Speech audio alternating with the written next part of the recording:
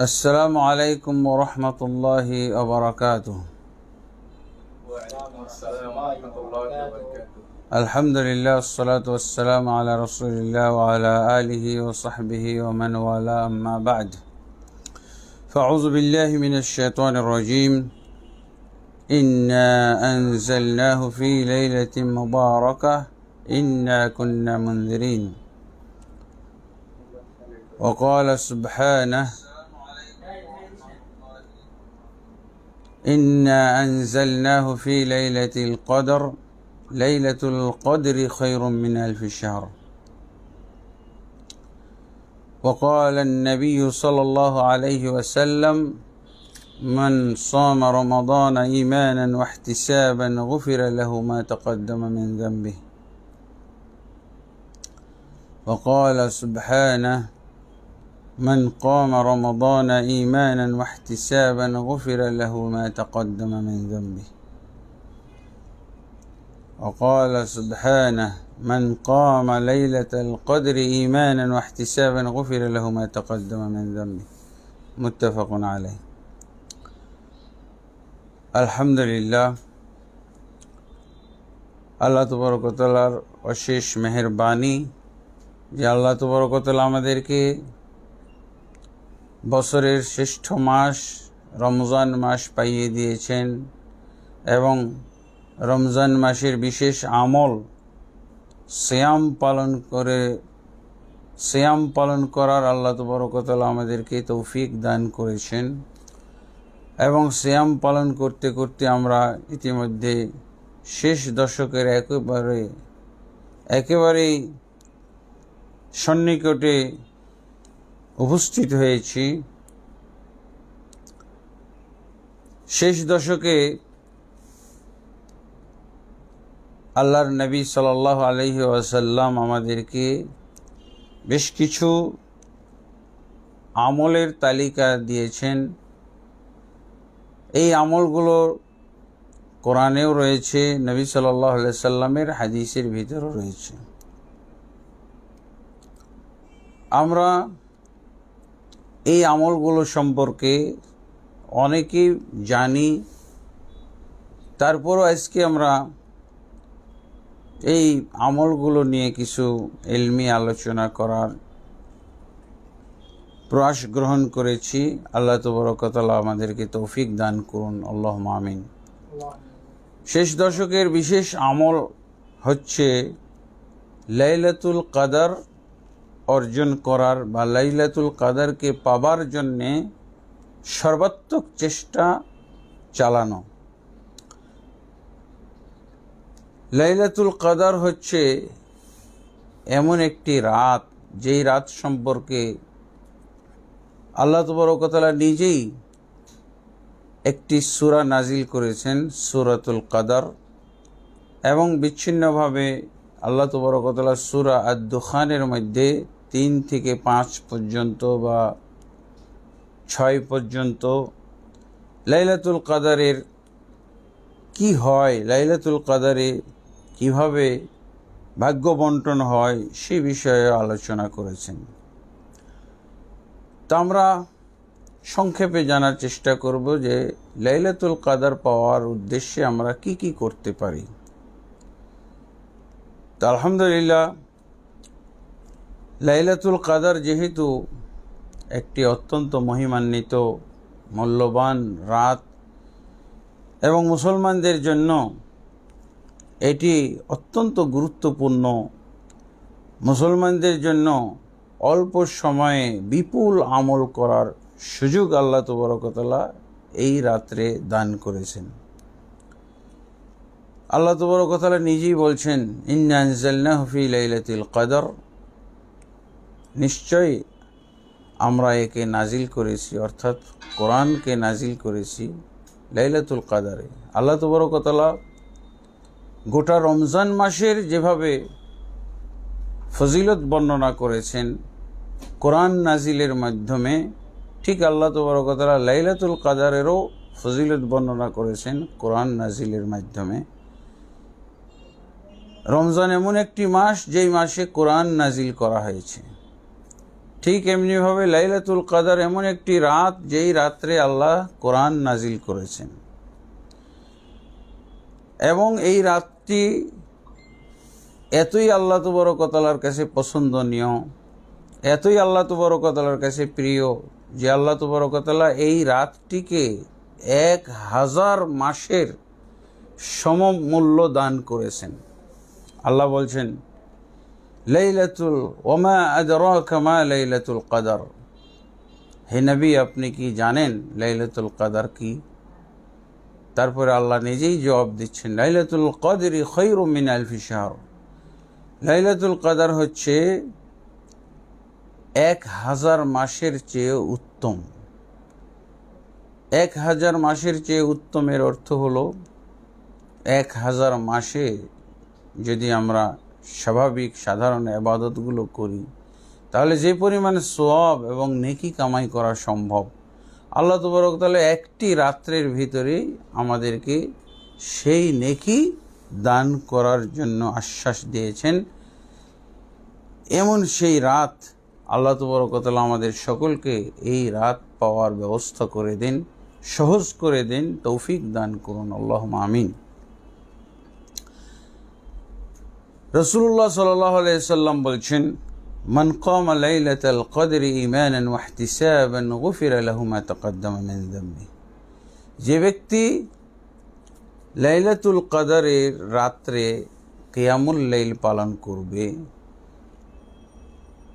ঈমানের সাথে এবং ইহতিসাবের সাথে, ঈমান অর্থ হলো আল্লাহ তাবারক ওয়া তাআলার প্রতি যথাযথ পরিপূর্ণভাবে ঈমান রাখার পাশাপাশি এবং সিয়াম এবং কিয়ামের মাধ্যমে আল্লাহ তাবারক ওয়া তাআলার কাছে পুরস্কার নেকি পাওয়ার আশায় যদি কেউ কিয়ামুল লাইল পালন করে তাহলে তার অতীতের সমস্ত গুনাহ আল্লাহ তাবারক ওয়া তাআলা মাফ করে দেবেন। সহিহ বুখারী এবং মুসলিমের হাদিসে এমনটি আমরা জেনে থাকি এবং আলেম ওলামারা এই বিষয়ে আমাদেরকে জ্ঞান দান করে থাকেন। তো আলহামদুলিল্লাহ, লাইলাতুল কদর বলতে আমরা এই রাত্রের কি করণীয় আছে তার আমরা প্রধান করণীয় সম্পর্কে জানতে পারি সহিহ বুখারী এবং মুসলিমের এই হাদিসটি থেকে, যে এই রাত্রের প্রধান করণীয় হচ্ছে কিয়ামুল লাইল পালন করা। কিয়ামুল লাইল বলতে উদ্দেশ্য কি? কিয়ামুল লাইল বলতে উদ্দেশ্য আমরা অনেকেই মনে করে থাকি যে লাইলাতুল কদরের আলাদা কোনো সালাত আছে। সমাজে কদরের সালাত বলে একটা নাম আমরা শুনে থাকি, কদরের সালাত। মূলত কিয়ামুল লাইল বলতে কদরের সালাত বা লাইলাতুল কদরে আলাদা কোনো সালাত, আলাদা কোনো নামধারী সালাত রয়েছে এমন বিশ্বাস করাটা বিদআত। এমন বিশ্বাস করার কোনো সুযোগ নেই। রাসূলুল্লাহ সাল্লাল্লাহু আলাইহি ওয়াসাল্লাম কিয়ামুল লাইল পালন করেছেন অন্যান্য রাত্রে যেভাবে কিয়ামুল লাইল তিনি পালন করেছেন। অতএব লাইলাতুল কদর এর বিশেষ সালাত, কদরের সালাত, এইরকম ধারণা এটা হলো ভ্রান্ত ধারণা, এটা এক ধরনের বিদআত।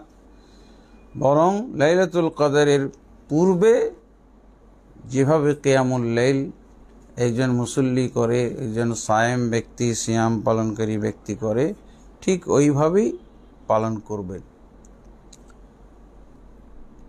তো আলহামদুলিল্লাহ, তো আমরা কিয়ামুল লাইল পালন করব রাসূলুল্লাহ সাল্লাল্লাহু আলাইহি ওয়াসাল্লামের সুন্নাহ মোতাবেক। রাসূলুল্লাহ সাল্লাল্লাহু আলাইহি ওয়াসাল্লাম 11 রাকাত সালাত পড়তেন গোটা রমজান মাসে। গোটা বছর আল্লাহ রাসূল সাল্লাল্লাহু আলাইহি ওয়াসাল্লাম 11 রাকাত দ্বারা কিয়ামুল লাইল পালন করতেন, তাহাজ্জুদ পড়তেন, যেটাকে আমরা পরবর্তীতে অনেক পরে আমরা নামকরণ করে থাকি তারাবিহ বলে।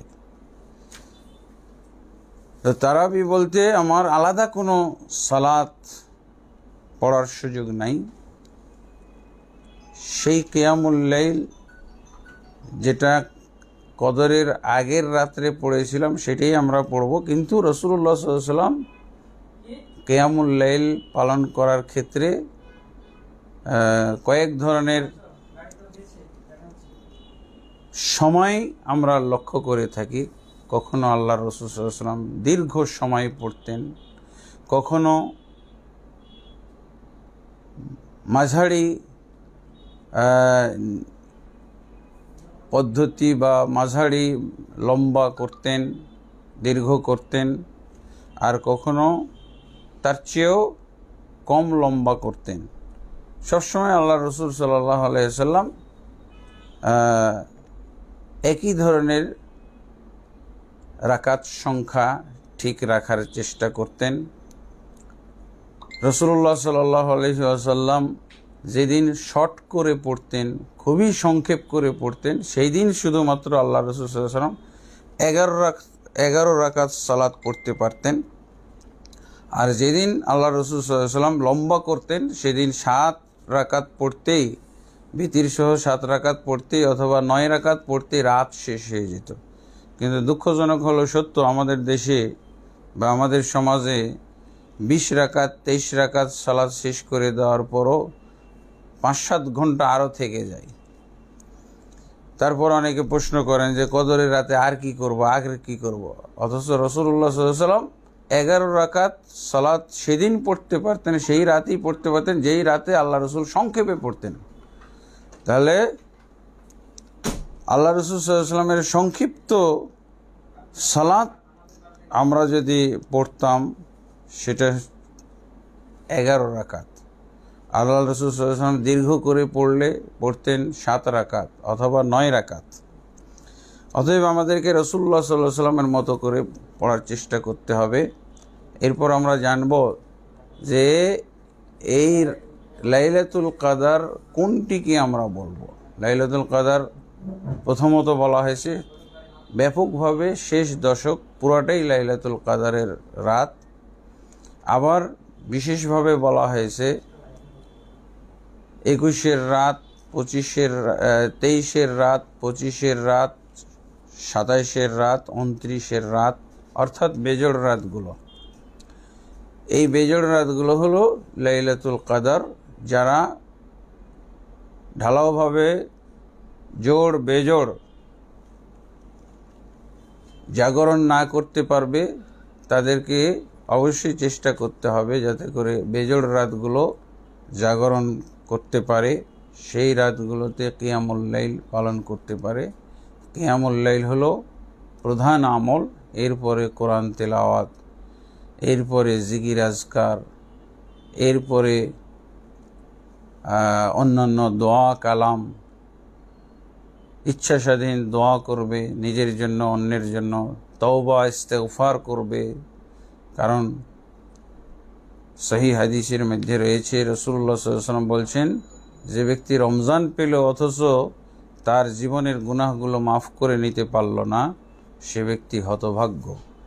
অতএব আমাদেরকে এই লাইলাতুল কাদারগুলোতে বেশি বেশি তওবা ইস্তেগফার করে আমাদের জীবনের সব গুনাহগুলো মাফ করে নিতে হবে এবং আমরা গুনাহ থেকে সম্পূর্ণভাবে পাক পবিত্র হওয়ার চেষ্টা করব।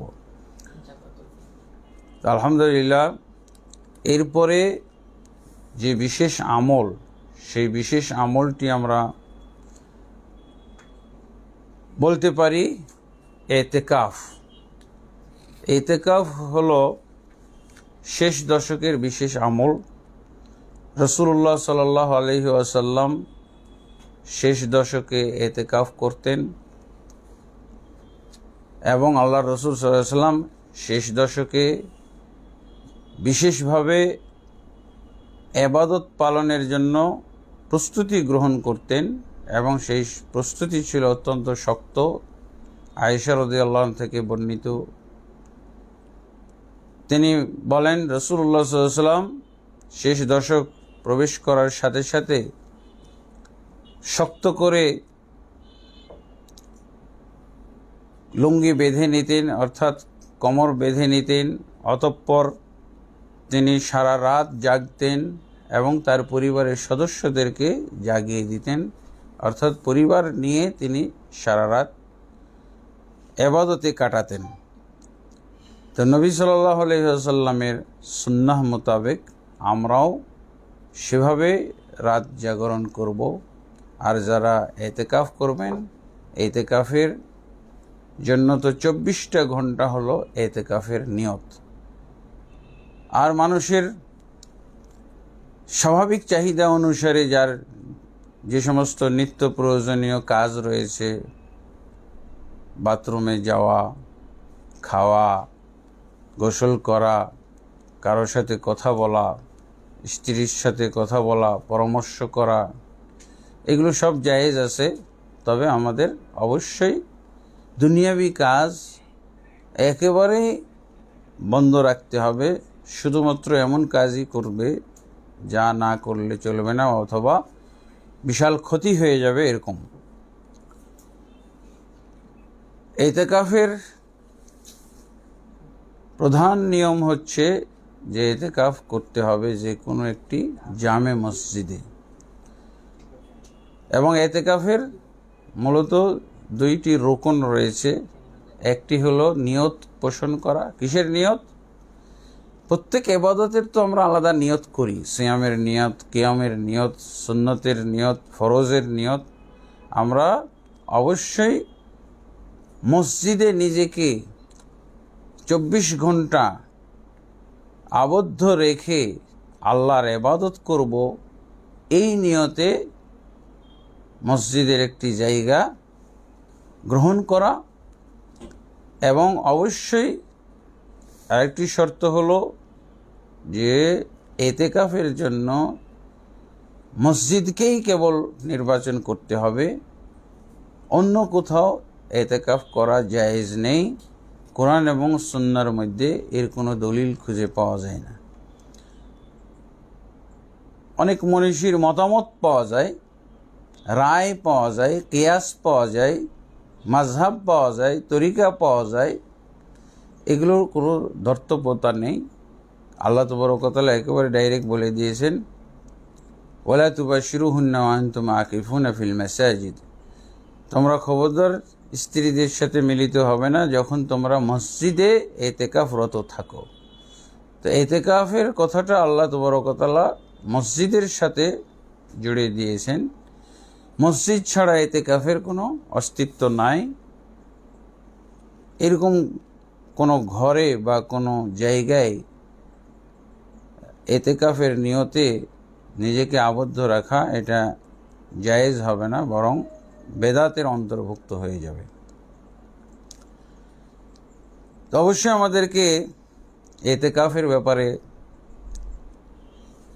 কিছু সময়সীমা জানার দরকার আছে। কখন আমরা ইতিকাফ শুরু করব এবং কখন ইতিকাফ সমাপ্ত হবে। ইতিকাফ শুরু হবে 21 রাত ফজরের পর থেকে। তবে মসজিদে নির্দিষ্ট জায়গা নির্বাচন করার জন্য প্রথম রাত অর্থাৎ এশারের পর বা মাগরিবের পর থেকে সে জায়গা প্রস্তুত করবে, কোন জায়গায় সে ইতিকাফ করবে সেটা ঠিক করবে, এবং ফজরের পর থেকে সে নিয়মতান্ত্রিকভাবে সেই জায়গায় তার ইবাদত আমল শুরু করবে। কোরআন তেলাওয়াত, জিকির আজকার, দোয়া, তসবিহ, তাহলিল এবং কোরআন শোনা। যদি কোরআন পড়তে পড়তে ক্লান্ত হয়ে যায়, কোরআন শুনবে এবং জিকির আজকার করতে থাকবে। শুধুমাত্র প্রয়োজনে মসজিদের বাইরে যেতে পারবে। তবে খাওয়া পান করা মসজিদের ভিতরে সে করার চেষ্টা করবে।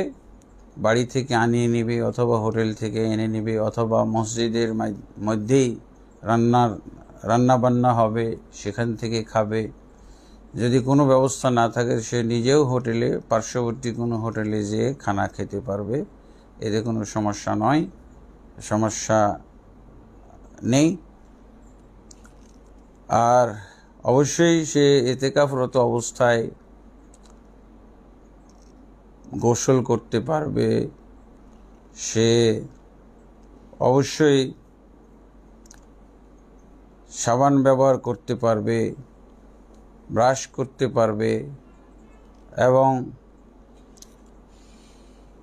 সে চিরুনি করতে পারবে, বৈধ কথাবার্তা বলতে পারবে, স্ত্রী দেখা সাক্ষাৎ করতে পারবে, স্ত্রীর সাথে বাইরে প্রাইভেট কথা বলতে পারবে, এগুলোতে কোনো সমস্যা নাই।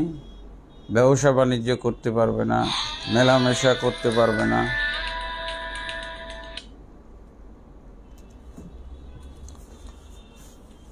ব্যবসা বাণিজ্যের ক্ষেত্রে যদি কোনো বড় ধরনের চুক্তির বিষয় থাকে তাহলে শুধু চুক্তিপত্রে সই করতে পারবে, কিন্তু দোকানে বসতে পারবে না, কোথাও ব্যবসার স্বার্থে যেতে পারবে না। এমনকি এবাদতের অন্যান্য এবাদতও, যেখানে এবাদতের জন্য যেখানে বাইরে যেতে হয় সেখানে যেতে পারবে না। যেমন জানাজা পড়তে যাওয়া যাবে না, রুগীকে দেখতে যাওয়া যাবে না। একমাত্র ওই ব্যক্তি পারবে যে শর্ত করবে, নিয়ত করার সময় যদি শর্ত করে যে অমুক ব্যক্তি রুগী, অমুক আত্মীয় রুগী আছে, তাকে দেখতে যাব, এই ব্যাপারে যদি নিয়তের সময় আল্লাহর কাছে শর্ত করে তাহলে যেতে পারবে। অমুক ব্যক্তি রোগাক্রান্ত আছে, বা আমার কোনো ব্যক্তি যদি কোনো নিকট আত্মীয় মারা যায় তাহলে তাকে কাফন দাফন করার জন্য, জানাজা পড়ার জন্য যাবে, এই মর্মে যদি সে শর্ত করে তাহলেই কেবল যাইতে পারবে, এতে কোনো সমস্যা হবে না।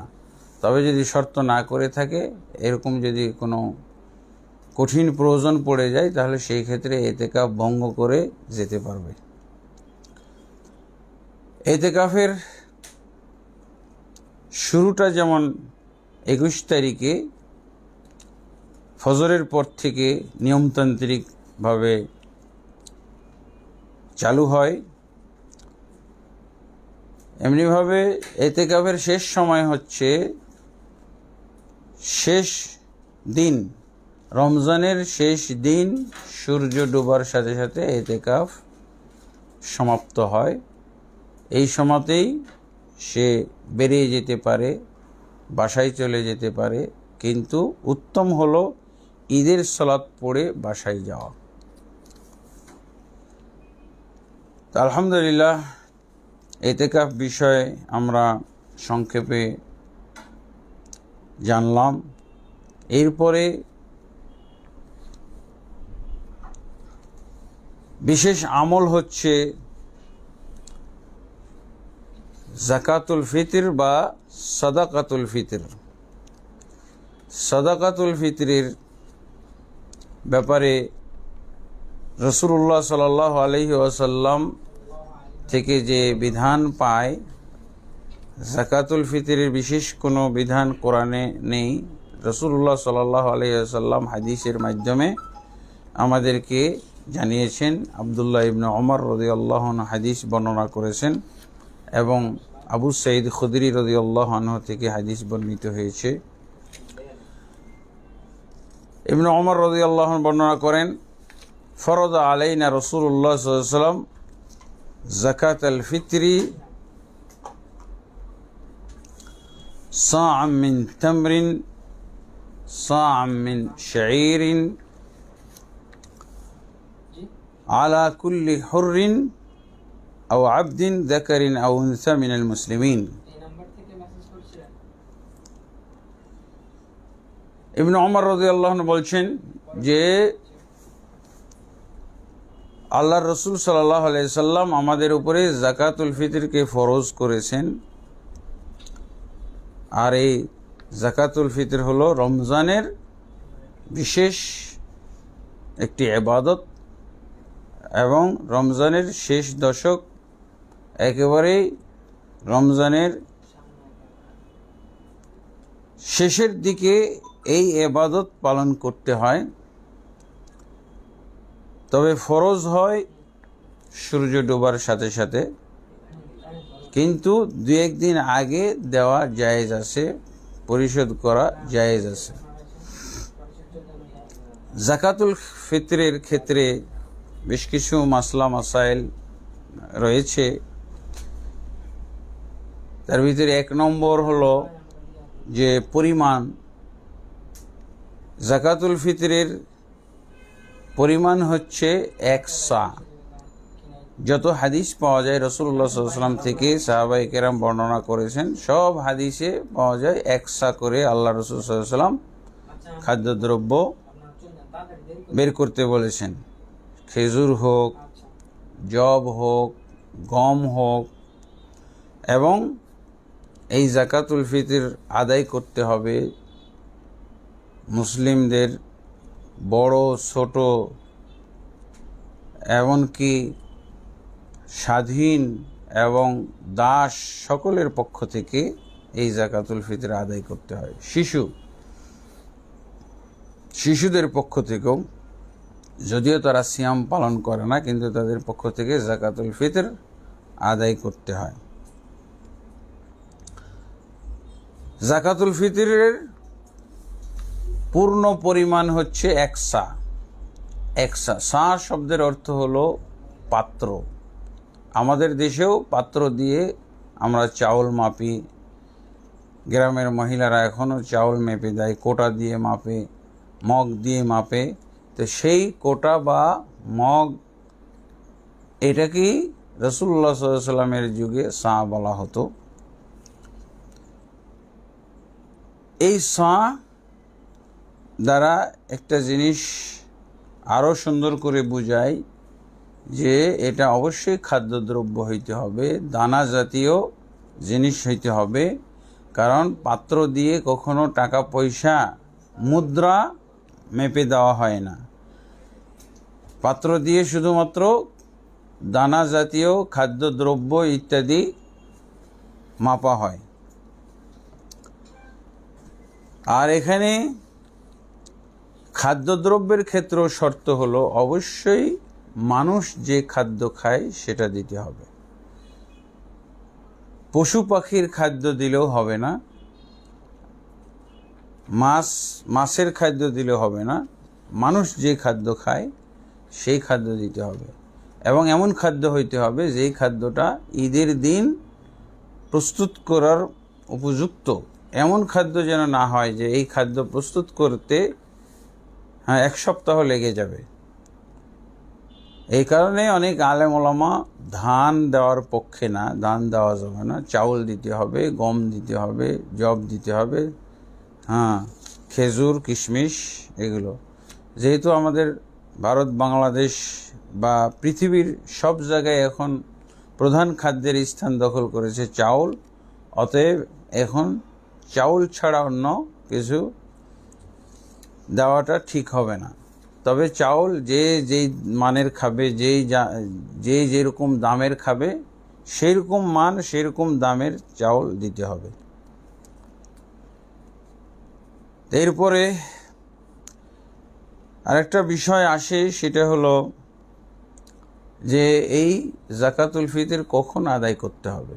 ফরজ হয় সূর্য ডোবার পর, কিন্তু এটা অবশ্যই ঈদের পূর্বে আদায় করতে হবে।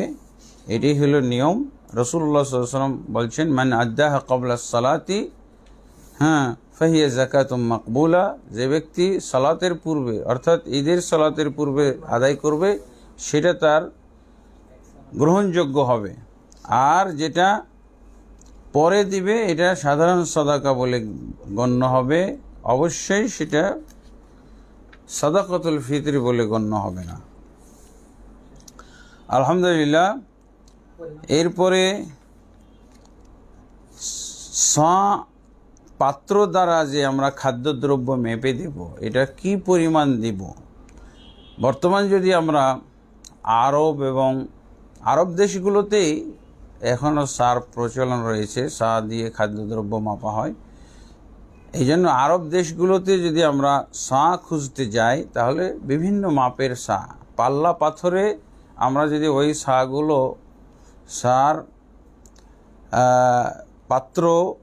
পাত্রগুলোতে যে পরিমাণ খাদ্যদ্রব্য ধরে সেগুলো যদি আমরা পাল্লা পাথর দিয়ে মাপি তাহলে দেখা যাবে যে বিভিন্ন ধরনের সা রয়েছে। সর্বোচ্চ 4 কেজি, তারপরে 3.5 কেজি, তারপরে 3.25 কেজি, 2.5 কেজি, 2 কেজি ইত্যাদি 7-8 প্রকারের মাপ পাওয়া যায়। কিন্তু এই মাপগুলো বিভিন্ন হওয়ার কারণে অবশ্যই প্রশ্ন আসতে পারে, প্রশ্ন হওয়া স্বাভাবিক যে রাসূলুল্লাহ সাল্লাল্লাহু আলাইহি ওয়াসাল্লাম যে সা আমাদেরকে দিতে বলেছেন এক সা খাদ্যদ্রব্য, তো রসুলের সা অনুযায়ী কোনটা বা রসুল সাল্লাল্লাহু আলাইহি ওয়াসাল্লামের সার কাছাকাছি কোনটা হবে, এই ক্ষেত্রে আমরা বলতে পারি যে রাসূলুল্লাহ সাল্লাল্লাহু আলাইহি ওয়াসাল্লামের সা যেহেতু আমাদের মাঝে নেই, অতএব আমাদেরকে রাসূলুল্লাহ সাল্লাল্লাহু আলাইহি ওয়াসাল্লামের সা সম্পর্কে জানার চেষ্টা করতে হবে। যদিও সুযোগ নেই, রাসূল সাল্লাল্লাহু আলাইহি ওয়াসাল্লামের সা অ্যাভেলেবেল না, কিন্তু যারা এরকম প্রশ্ন করবেন, যারা সূক্ষ্মভাবে সার পরিমাণটা জানতে চাইবেন, অবশ্যই তাদের জন্য ব্যবস্থা আল্লাহ তাবারক ওয়া তাআলা করে দিয়েছেন। সেটা হলো নবী সাল্লাল্লাহু আলাইহি সাল্লামের যুগের একটি সা পাওয়া গেছে সৌদি আরবের ওনাইজা শহরের পাশে। আল্লামা মোহাম্মদ বিন সালেহ আল উসাইমিন রাহিমাহুল্লাহর কাছে সেই পাত্রটি বা তার এলাকায় সেটা সংরক্ষিত রয়েছে। কোনো একটি জায়গায় খাল খনন করতে গিয়ে অথবা কোনো একটি বিরান ভূমিতে একটি পাত্র পাওয়া যায়, সেই পাত্রের গায়ে লেখা আছে যায়েদ বিন সাবিত রাদিয়াল্লাহু আনহু থেকে বংশ পরম্পরায় অমুক ব্যক্তি মালিক ছিল। এবং মোহাম্মদ বিন সালেহ আল উসাইমিনের কাছে এই পাত্রটি যখন আনা হয় তখন তিনি যাচাই করেন। তিনি সৌদি আরবের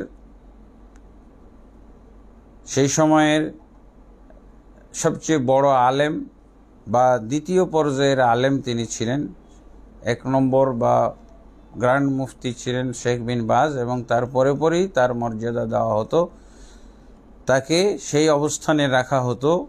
এইরকম মানের আলেম মোহাম্মদ বিন সালেহ আল উসাইমিন এই পাত্রটিকে যাচাই করেন এবং মুদ 4 মুদে 1 সা হয়, সেই মুদের এবং মুদ সম্পর্কে যে আলেম ওলামাদের একটা প্রসিদ্ধ কথা আছে যে মাঝারি 2 হাত বা হাতের অঞ্জলি একত্রিত করলে যে পরিমাণ দানা বা খাদ্য শস্য ধরে সেই পরিমাণকে বলা হয় 1 মুদ। তো তিনি মাঝারি হাতের 4 হাত বা 4 অঞ্জলি খাদ্যদ্রব্য মেপে একটা পাল্লায় উঠিয়েছিলেন। তাতে দেখা গেছে যে 2 কেজি 40 গ্রাম, এবং সেটা ভালো মানের গম তিনি উঠিয়েছিলেন 2 কেজি 40 গ্রাম। এরপরে তিনি এই তথ্যটাই তার সমস্ত গ্রন্থের মধ্যে দিয়ে থাকেন। আশ-শারহুল মুমতি এর মধ্যে তিনি ঘটনাসহ উল্লেখ করেছেন, মাজালিস শাহরে রমাদান এর মধ্যেও তিনি উল্লেখ করেছেন, কিন্তু সেখানে ঘটনা উল্লেখ করেননি, পাত্র উদ্ধারের ঘটনা। কিন্তু আশ-শারহুল মুমতি গ্রন্থের 6ষ্ঠ খণ্ড 76 পৃষ্ঠায় তিনি ঘটনাসহ উল্লেখ করেছেন। আলহামদুলিল্লাহ, সৌদি আরবে অনেকেই এই তথ্য জানার পর এই তথ্য তারা প্রচার করে থাকেন তাদের বিভিন্ন গ্রন্থাদিতে, বক্তব্যের মধ্যে। আমাদের বাংলাদেশে আল্লামা জামিল জাইনুর অনুদিত বিভিন্ন গ্রন্থ, আরকানুল ইসলাম এবং ইহয়াতুর রাশিদ থেকে ছাপানো, হারামাইন থেকে ছাপানো যত বই পুস্তক বিতরণ হয়েছে বাংলাদেশে, সবগুলোতেই 2 কেজি 40 গ্রামের মাপ ব্যবহার করা হয়েছে।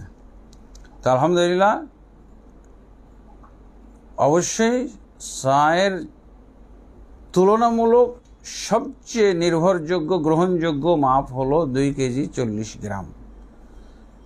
2.5 কেজি এটাও অনুমান ভিত্তিক, এটার কোনো ভিত্তি খুঁজে পাওয়া যাবে না, এর কোনো প্রমাণ আদি কিচ্ছু নাই, শুধুমাত্র প্রমাণ সিদ্ধ নির্ভরযোগ্য মাপ এটাই রয়েছে। এবং আলহামদুলিল্লাহ আমরা আমাদের সিয়াম নির্দেশিকা বইয়ের মধ্যে এই মাপটাই আমরা জনগণের উদ্দেশ্যে প্রচার করেছি আলহামদুলিল্লাহ। অতএব আমরা যাকাতুল ফিতর আদায় করতে চাইলে অবশ্যই খাদ্যদ্রব্য দিয়ে আদায় করব। মূল্য দ্বারা ফিতরা দেওয়া মোটেও ঠিক নাই। অবশ্যই মূল্য দ্বারা ফিতরা স্বাভাবিক অবস্থায় দেওয়া জায়েজ নেই। ইসলামের প্রত্যেকটা বিষয়ের নিয়ম স্বাভাবিক নিয়ম বলা হয়েছে, আর কিছু ব্যতিক্রম নিয়ম। ফরজ ইবাদতের ক্ষেত্রে, সুন্নত ইবাদতের ক্ষেত্রে, হারামের ক্ষেত্রে, সর্বক্ষেত্রে দেখা যাবে যে স্বাভাবিক নিয়ম এবং তার ব্যতিক্রম নিয়ম। তো অবশ্যই স্বাভাবিক নিয়ম হচ্ছে মূল্য দ্বারা ফিতরা দেওয়া যাবে না, সেটা হলো খাদ্যদ্রব্য দিয়ে দিতে হবে। একমাত্র নিরুপায় ব্যক্তিরা দিতে পারে। নবী সাল্লাল্লাহু আলাইহি সাল্লাম থেকে মূল্য দ্বারা ফিতরা দেওয়ার কোনো দলিল পাওয়া যায় না। এই কারণে দেখা যাবে যে অনেক আলেম, হাক্কানি আলেম ইমাম আহমদ বিন হাম্বল থেকে শুরু করে বর্তমান যুগ পর্যন্ত যারা দলিল প্রিয়, দলিলের মধ্যে সীমাবদ্ধ থাকতে চান, তারা মূল্য দ্বারা ফিতরা দেওয়াকে বিদআত বলেছেন এবং দলিলের দ্বারা, সঠিক দলিলের নির্দেশনা অনুযায়ী এটাই শুদ্ধ। তবে কিছু কিছু বিচ্ছিন্ন দলিল পাওয়া যায়, এগুলো হলো তাবেঈদের থেকে, তাবেঈ হুজুর, বড় বড় আলেম, এদের থেকে পাওয়া যায়। যেমন ওমর ইবনে আব্দুল আজিজ, হাসান বসরি, এদের থেকে পাওয়া যায় মূল্য দ্বারা ফিতরা দেওয়া। কিন্তু এর কোনো রাসূলুল্লাহ সাল্লাল্লাহু আলাইহি ওয়াসাল্লামের দলিলের সাথে, রাসূলুল্লাহ সাল্লাল্লাহু আলাইহি ওয়াসাল্লামের বক্তব্যের সাথে, হাদিসের সাথে এগুলোকে তুলনা করাটা আমাদের ইমানের খলল হবে। আর যুক্তির কোনো এখানে আশ্রয় প্রশ্রয় দেওয়াটা ঠিক হবে না। ইসলাম ধর্ম যুক্তির উপরে নির্ভরশীল না, দলিলের উপরে নির্ভরশীল। যুক্তি দিতে গেলে দেখা যাবে যে যুক্তির ভিত্তিতেও মূল্য দ্বারা ফিতরা এটা বাতিল প্রমাণিত হবে। কারণ এটা হলো ফকির মিসকিনদের জন্য খাদ্য। অতএব মূল্য দ্বারা ফিতরা দিলে আপনি ফকির মিসকিনও চিনতে পারবেন না।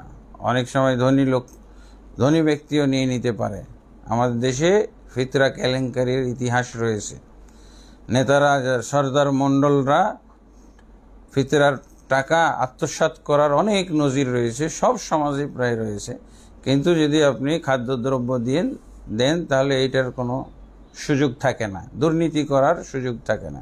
প্রকৃত ফকির মিসকিনদের হাতেই চলে যাবে আপনার ফিতরার অর্থ।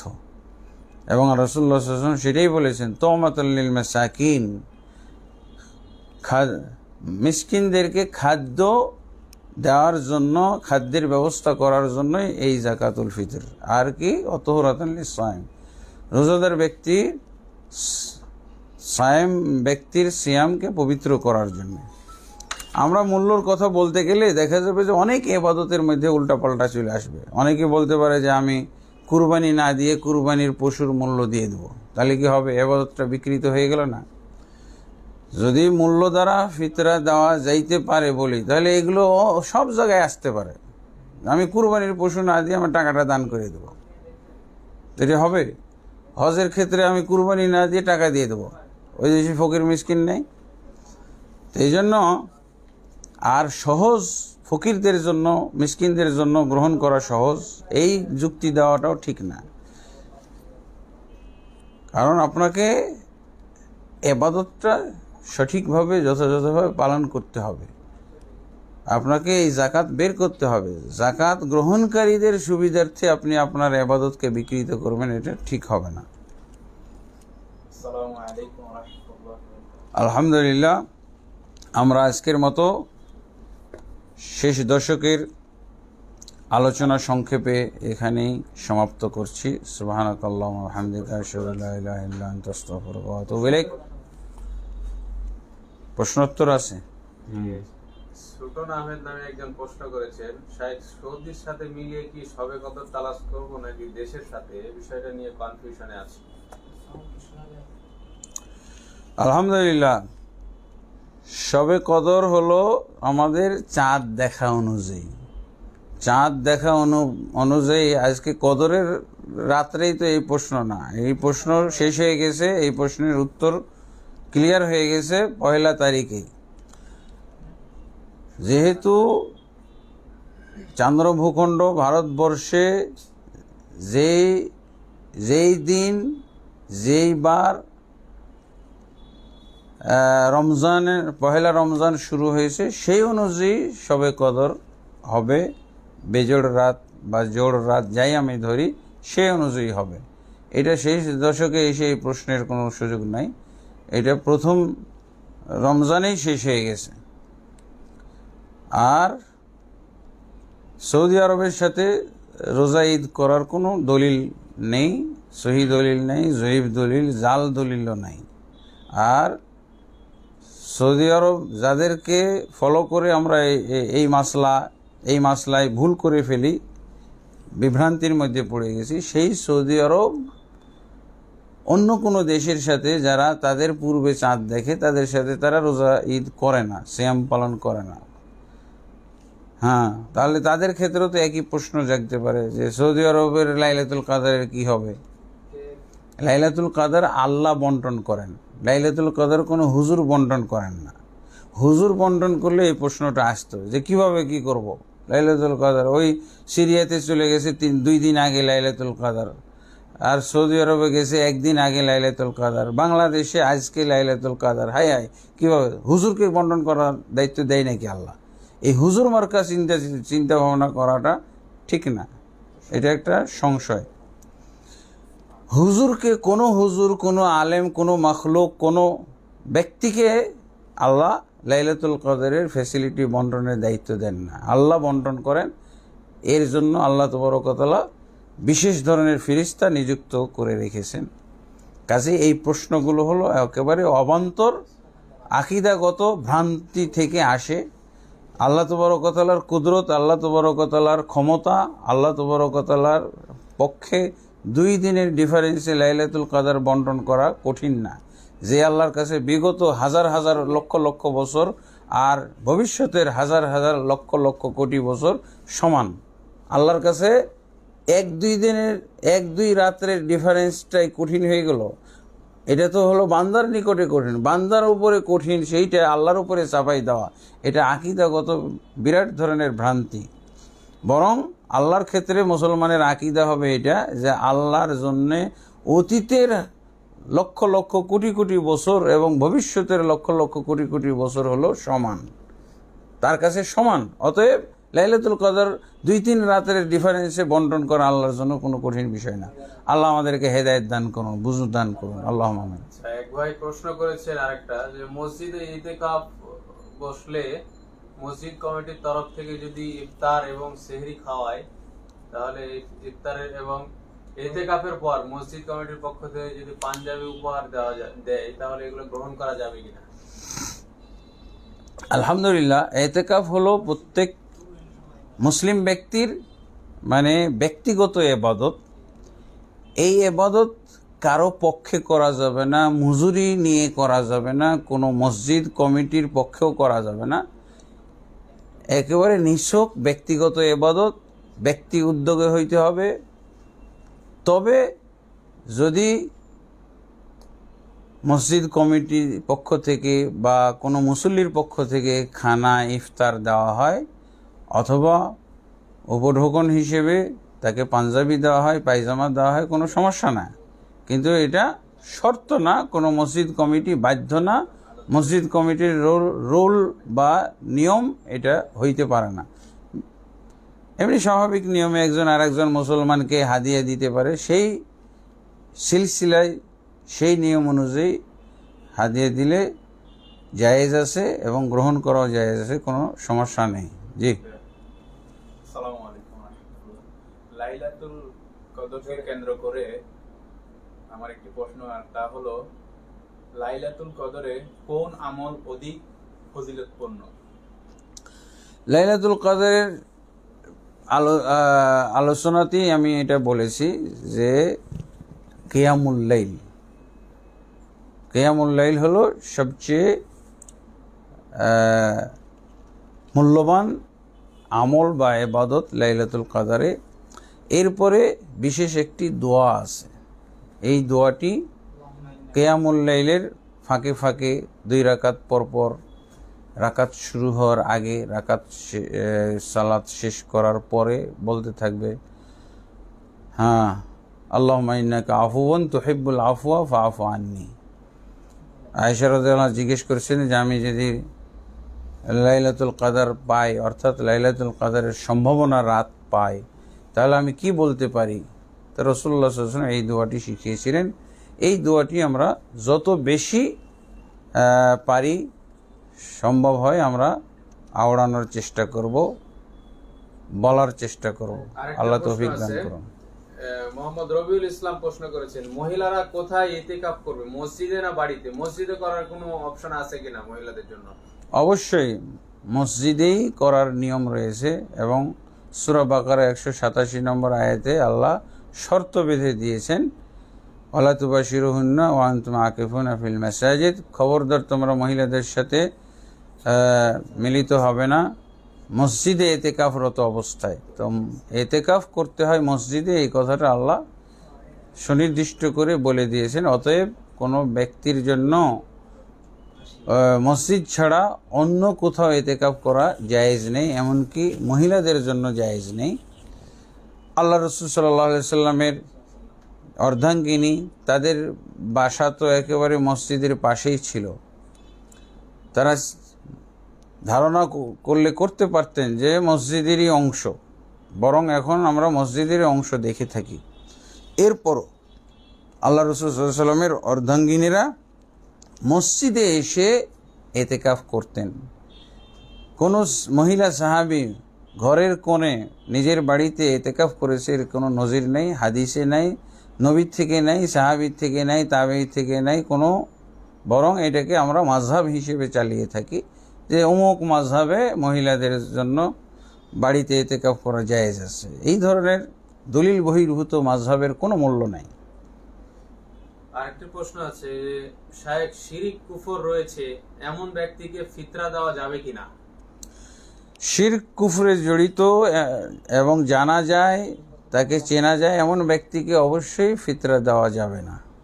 কারণ ফিতরা হলো মুসলিমদের পক্ষ থেকে আদায় করতে হবে, মুসলিমদের স্বার্থে, ইসলামের স্বার্থে সেটা আদায় করতে হবে। অতএব শিরক এবং কুফরি সাথে জড়িত এমন ব্যক্তিকে দেওয়া মানে উদ্দেশ্য ব্যর্থ করে দেওয়া, লঙ্ঘন করে ফেলা।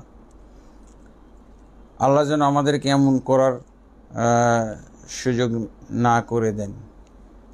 আর শবে কদরের কোনো আলামত? হ্যাঁ, আলহামদুলিল্লাহ, আলামত আছে কিনা?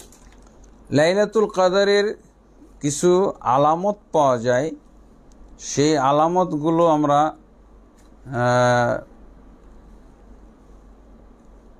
যদি লক্ষ্য করি তাহলে আমরা ধারণা করতে পারি যে আজকের রাতটা লাইলাতুল কদর ছিল। এগুলো বেশ কিছু আলামত রয়েছে। রাতটা বেশি অন্ধকারাচ্ছন্ন হবে না, এটা একটা। রাতটা নাতিশীতোষ্ণ হবে, মানে প্রচণ্ড গরম বা শীত হবে না, এবং সেই রাত্রে মৃদু হাওয়া প্রবাহিত হবে, হালকা। তারপরে আরেকটা আলামত হলো সেই রাত্রে কিয়ামুল লাইল পালন করে একটা বিশেষ ধরনের তৃপ্তি বোধ করবে। এবং আরও কিছু আলামত আছে যে হালকা বৃষ্টি বর্ষণ হইতে পারে, গুড়ি গুড়ি বৃষ্টি হবে। তারপরে আরেকটি আলামত হলো যে রাতে লাইলাতুল কাদার হবে সেই রাত্রের সূর্য যখন উঠবে, সূর্যটা মনে হচ্ছে কুয়াশাচ্ছন্ন, নিষ্প্রভ, তার রশ্মি প্রখর হবে না, মৃদু হবে, নরম হবে, সফট। এইগুলোই কিছু আলামত বর্ণিত হয়েছে হাদিসের মধ্যে। এগুলো দেখে আমরা বুঝতে পারি যে লাইলাতুল কাদার এসেছিল। জি, এরপরে আরেকজন প্রশ্ন করছে যে আমি যদি বাংলাদেশের চাঁদ অনুযায়ী সিয়াম রেখেছি আমি, কিন্তু বর্তমানে সৌদিতে অবস্থান করছি, এখন সৌদির সাথে মিলিয়ে কি ঈদ করব নাকি বাংলাদেশের সাথে ঈদ করব? অবশ্যই সৌদির সাথে ঈদ করলে একটা সিয়াম কম পড়ে যায়, এমন অবস্থার করণীয় কি? আলহামদুলিল্লাহ, এই অবস্থা হইতে পারে, এটা এর বিপরীত হইতে পারে। বাংলাদেশের চাঁদ অনুযায়ী সিয়াম ধরে সিয়াম পালন শুরু করে কেউ যদি সৌদি আরবে যায়, তাহলে তার অবশ্যই 29 মাস হইলে তার হবে 28টির সিয়াম। যেহেতু ওই দেশে চাঁদ দেখা গিয়েছে, এই জন্য তার সিয়াম পালন করা বৈধ না। তার যে একটা সিয়াম কম থাকলো, এটা সে কাজা আদায় করে ফেলবে। যেমনভাবে অসুস্থ হয়ে রোজা ভাঙলে পরবর্তীতে আদায় করে ফেলে, এইভাবেই একটি সিয়াম সে পালন করে ফেলবে। অনুরূপভাবে বাংলাদেশে আসলে তার একটা বেশি হবে, সিরিয়ার থেকে আসলে তার 2টা বেশি হবে, 32টা হবে। সেই ক্ষেত্রে সে চাঁদ না দেখা পর্যন্ত আদায় করতেই থাকবে। অতিরিক্ত যে সিয়াম হবে সেটা তার নফল সিয়াম হিসেবে গণ্য হবে। আলহামদুলিল্লাহ, এই বিষয়ে আমরা যে জ্ঞান লাভ করলাম, এই জ্ঞান অনুযায়ী আল্লাহ আমাদেরকে আমল করার তৌফিক দান করুন। আরও প্রশ্ন আছে? আর বন্ধ। আরেকটা প্রশ্ন হচ্ছে, একটা মাদ্রাসার ছাত্র, একটা আব্দুল কুদ্দুস। আচ্ছা, একটা প্রশ্ন করছে আমাদের মাদ্রাসার ছাত্র, জামাতের মধ্যে ভিতরের দোয়া কিভাবে পড়বে? জামাতের ভেতরের দোয়া কিভাবে পড়বে? ভেতরের দোয়া মানে কুনুতের দোয়া। হ্যাঁ, কুনুতের দোয়া। কুনুতের দোয়া তো অবশ্যই রুকুর পরে হাত উঠিয়ে মুসল্লিদেরকে নিয়ে ইমাম সাহেব দোয়া পড়বে। আর বিতিরের শেষে সালাম ফিরে একটি দোয়া আছে, সুবহানাল মালিকুল কুদ্দুস, সুবহানাল মালিকুল কুদ্দুস, সুবহানাল মালিকুল কুদ্দুস, 3 বার পড়বে। শেষের বার অবশ্যই উঁচু স্বরে লম্বা টান দিয়ে পড়তে হবে। আচ্ছা, আরেকটা প্রশ্ন করছে যে আমাদের গ্রামে মহিলাদের তালিম হয়, সেটা ওদের মাদ্রাসায়, তো মাদ্রাসায় সেখানে মহিলাদের ইতিকাফ করতে পারবে কিনা, মানে মহিলাদের মাদ্রাসা? না না, মহিলাদের মাদ্রাসা তো হবে না, এটা শুধু মসজিদেই হবে, মসজিদ ছাড়া অন্য কোথাও হবে না। আচ্ছা, ঠিক আছে। একজনকে মসজিদ থেকে মাস না পড়ার কারণে বের করে দিয়েছে, সে কি করবে? না, এটা অন্যায় হয়েছে। মাস্ক তো এটা হলো সরকারি নিয়ম, আল্লাহর নিয়ম অনুযায়ী তো মুখ খোলা অবস্থায় সালাত পড়তে হবে।